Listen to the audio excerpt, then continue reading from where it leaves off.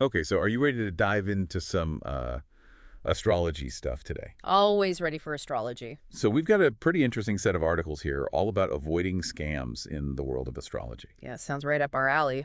It is, and I was actually pretty surprised by some of the stuff we found, like love potions. Really? Is that still a thing? Oh, yeah. It never really goes away. Scams like that, they hook into our desires, like finding love or success or just like knowing what the future holds. I mean, who doesn't want that, right? Yeah, absolutely.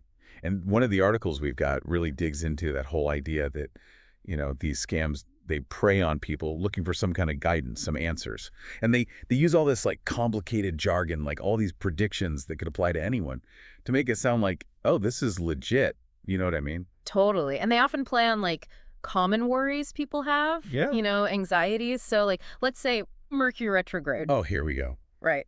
When communication's supposed to go all wonky. And everyone's blaming Mercury for everything. Exactly. Missed emails, computer crashes, and that's when the scammers swoop in. They offer all these solutions, but of course for a price. Solutions that you probably don't actually need. Right. Like they might try to sell you some special crystal that will protect you from Mercury retrograde. Or they might try to get you to sign up for a super expensive consultation to like realign your energy or something. Oh, yeah, I've seen those. It's all about making you feel scared and then saying, hey, I've got the answer, and it's always going to cost you. Exactly. It's classic fear mongering.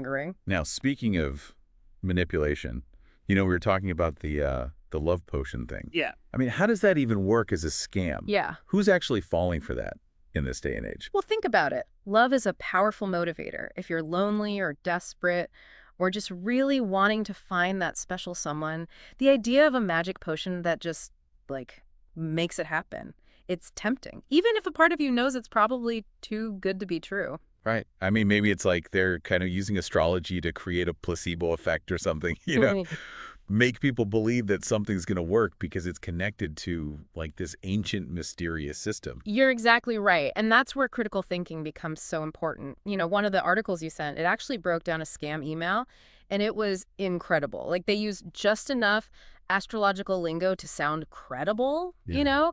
but the promises were so vague, they could apply to like literally It's anyone. so sneaky. Right. It's a classic case of the Barnum effect.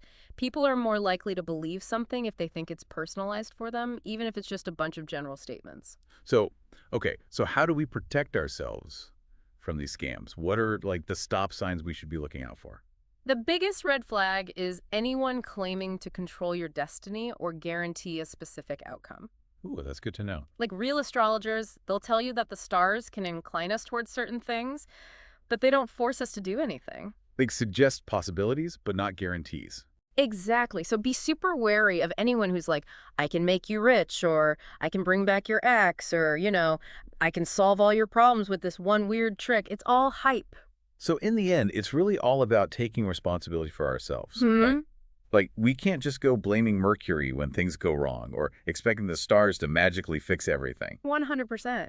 Astrology can be a really interesting way to understand yourself, but it's not a substitute for actually making choices and putting in the work. Right, and it shouldn't be used as a crutch or an excuse. Exactly. So I guess to wrap things up for today, we learned about a few of the common astrology scams, how to spot them, and why it's so important to be a critical thinker, especially in a world with so much information flying around online. Absolutely. We've really got to be discerning about what we choose to believe. Right, but maybe even more importantly, we're reminded that we're the ones in control of our own lives. Our choices shape our destinies, not the stars. Well said. And that brings us to a really interesting question to think about. How do we balance being skeptical and not getting tricked with staying open to, the mystery and wonder of the universe? That's a good one. Something to ponder for sure.